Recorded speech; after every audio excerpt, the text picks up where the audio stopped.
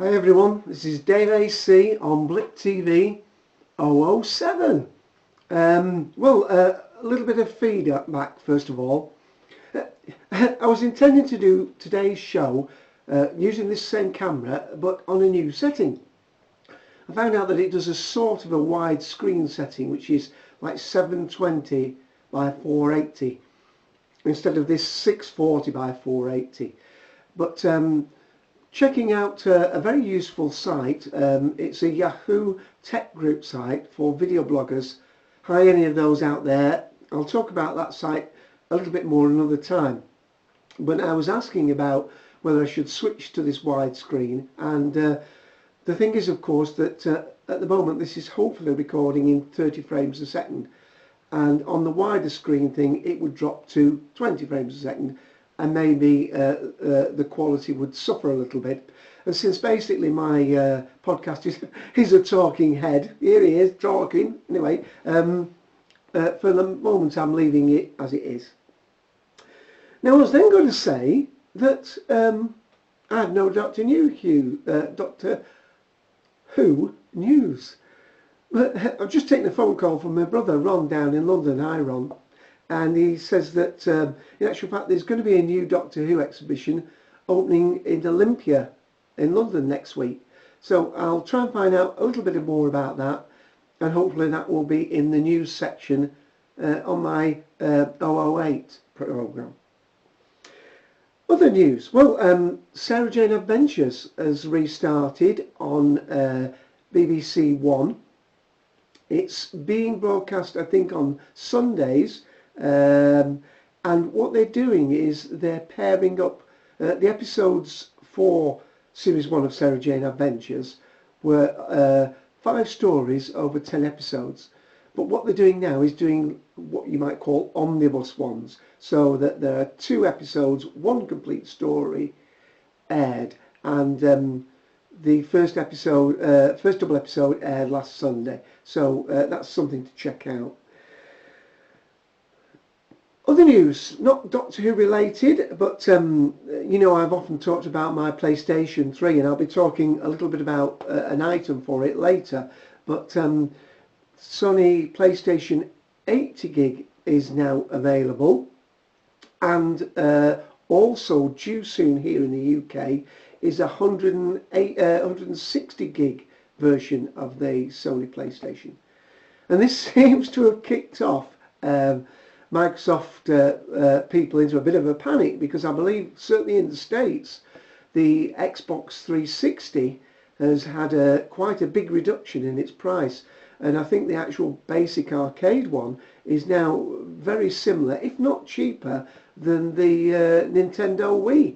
So we're obviously building up to a sort of console wars ready for this coming Christmas. And here in the UK, with the difficult economic times, I think it's going to be needed, these price cuts. What we really need now is them to bring down the price of Blu-ray. Now that would really help people like myself. Anyway, on the subject of the PlayStation, I said that I was going to do a little mini review of Tiger Woods. You'll know, as I remember, I've still left the price on because it annoys me, you see, £35.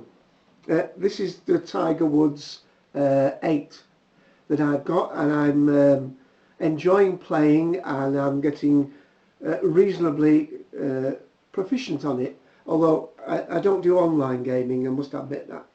Well, I downloaded, and what a big download it is, over 1 gigabyte in size, Tiger Woods 09. And I must say, it's looking rather good. The main difference, as it appears to me, is that the actual controller for the actual direction of the drive seems a little less sensitive than it does on the one I'm playing with, but that may well be in the demo mode where they give you a level of expertise to check it. When you start as a novice, I don't know whether that will still hold true, but the other good thing is that each time you play, there's an expert, Tiger Woods' his own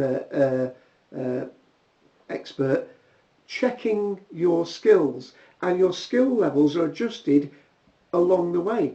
And if you actually put in a poor show, your skill levels will actually drop slightly. Now that really could be quite an improvement, because one of the things with mine is that although my skill levels are getting up towards 50%, they are capped. Until I win a couple of more tournaments, your skill level is capped in this version, and that really is making it difficult for me to progress much further than the stage I'm at. So would I buy it?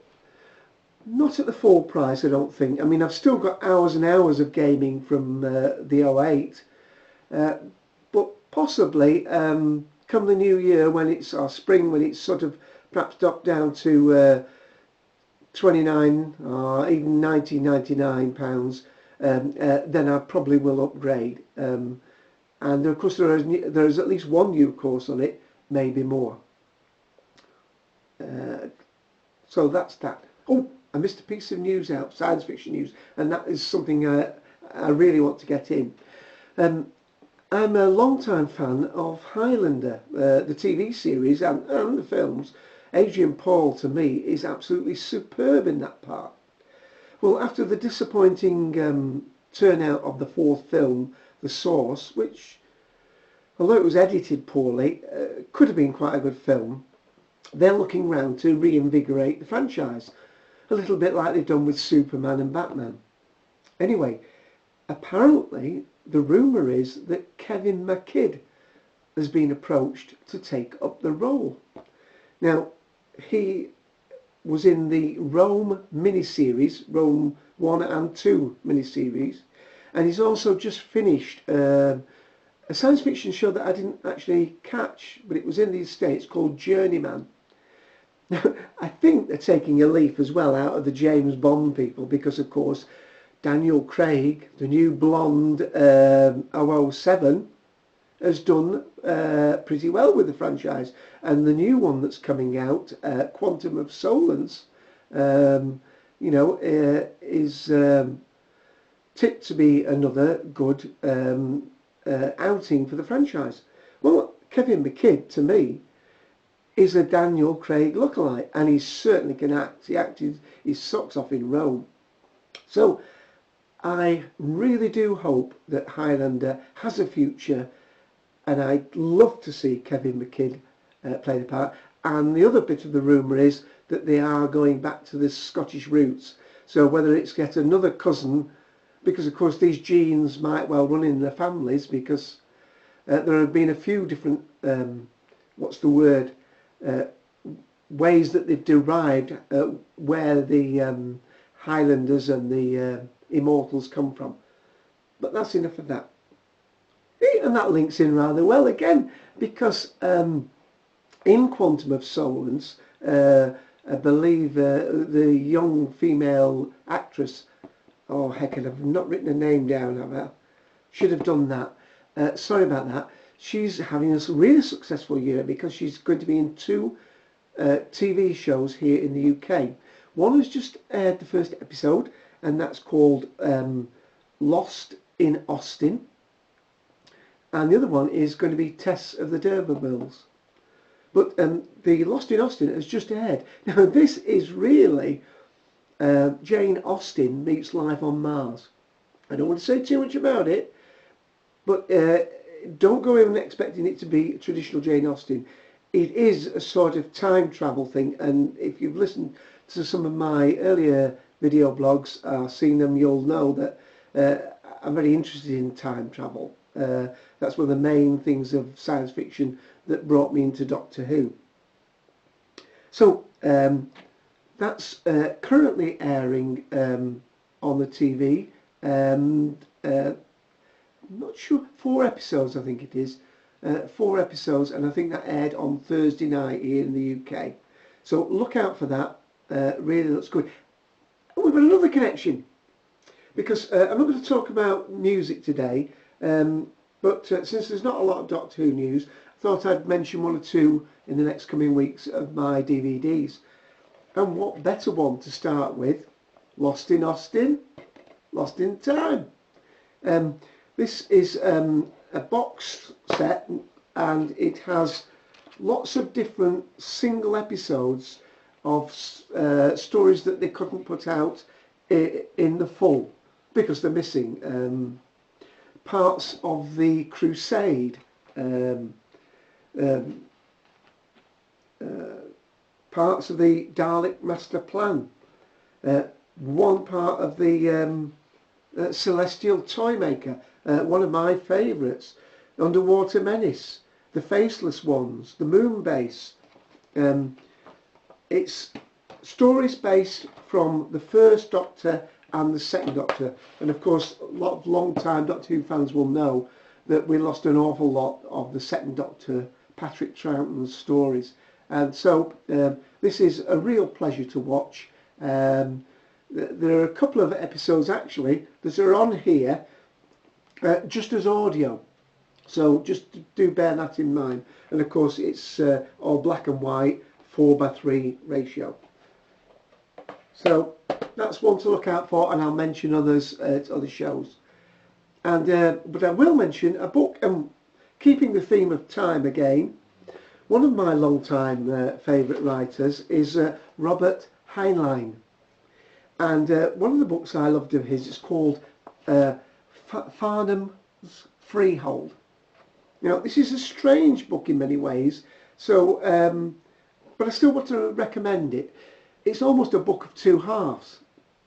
It starts in the Cold War in the States, and it's about a chap who has an air raid shelter, and is fairly much obsessed with the possibility of a nuclear war starting. Always has a radio on the emergency channel and so on, and his family ridicule him a little bit. But of course the inevitable, to the writer, the inevitable happens, and it looks like a nuclear war. And the very first part of the book is almost a textbook manual of the likelihood of what would happen. A little bit like that story I think Lewis mentioned on the Gallifreyan Embassy Forum, the monsters out on Elm Street, which also deals with this story of a chap having an air raid shelter and everybody suddenly panicking at the thought of war. But the story does take a really big left turn about halfway through, and so you may find that you enjoy half the book and scratching your head on the second part, but definitely worth a read. Now, I'm very aware that time's moving on here, and I've got a couple of other things to say. My gadget. Oh, this is a great gadget. This gadget has given me nearly as much pleasure as most of my other gadgets, like this camera and my PlayStation 3 and my high definition video thing. What is it? This. No, I'm not joking. It's a gadget. Well, it's obviously a wine glass, but it's a large wine glass that is entirely suitable for drinking red wine in. Now, I'm not going to go all geeky on you about wine drinking, because I'm an out and out amateur, as they will tell you on the New Wine Consumer. But I said I was going to taste a wine and just give a quick report on it today. But you really do need a glass like this. It's large, plenty of room for the wine, and you get good measures. No, it's really to let the bouquet out. And here's the wine I said I was going to be telling you about. It's a Cahors French, down quite far down in southern France. I'm not going to go all technical on you folks. 13%, 2006, and it's Cloche La Coutale. Cloche La Coutale. It cost me I'm only pouring a bit out because it's mid-afternoon. It cost me £8.99 on a special offer at this Nichols place in Manchester. And don't worry, I'm not going to go all Gary Vanderchuck on you. I'm just doing this to remind me, because it really is a lovely berry or fruity wine. Now, it's not quite as fruity and strong as the Shirazes and Cabernet Sauvignons that I drink, but it is 80% of Malbec and 20% Merlot, and the Merlot does give it a little bit of fruitiness and berry flavours. And I'm going to have a taste, and I'm not going to go anything other than to tell you and confirm what I thought last night, that it is a lovely red wine.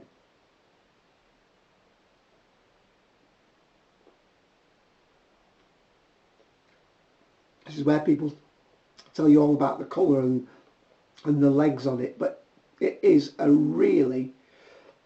What I found is that when I buy slightly better wines than my normal, $10, $12 wines, £5 or £6, is that there is definitely a more complex flavour. You don't just get one taste, and the taste is still in your palate 10, 15, 20 seconds after you've started to drink. And one tip I heard is that, if you still can taste the wine on your palate 10 or 15 seconds after you've drunk it, then you're drinking, a quality 10 or £15 wine in the UK. I won't say anything more because I'm no expert, but that really is a nice wine, and it would absolutely go beautifully with lamb or beef, I would think, and maybe I don't know, maybe even cheeses, but I'm no expert, you can see. But I know wines I like, and as my brother says, he's into Italian Chianti Classico and things like that. At his time, my time life, you want to get the wine and drink it and enjoy it, have it with friends at a meal, and that's really what wine drinking is about. So, one last look at the label. Cloche de la Coutale. Okay, well, I'm pretty much coming up to my 18-minute mark, which is usually where I try and wrap up. I will try and tell you a little bit more about this actress that's in The Lost in Austin and Tess of the D'Urbervilles. I should have checked up on that. I'll try and tell you a little bit more about this Doctor Who exhibition that's going to be on in Olympia in London. Oh, and I've got to finish with one last thing, is Andy Murray. I watch tennis as well as golf. Andy Murray has made it to the semi-finals of the US Open, and he's going to be facing Rafael Nadal. Now, I don't think it's decided who else is in the other semi-final. I've got a feeling that Roger Federer might be there. But it's the first semi-final he's made, and hopefully, when the rankings come out soon, Andy Murray will have made it to world number 4. So that is absolutely excellent news. I mean, his brother's a brilliant player as well in the doubles. So absolutely thrilled to bits for that. And I think that semi-final is on Saturday at the US Open. So I better wrap up now. I'm up to me almost 20 minutes. So see you next Friday for daveac.blip TV 008. See you next time.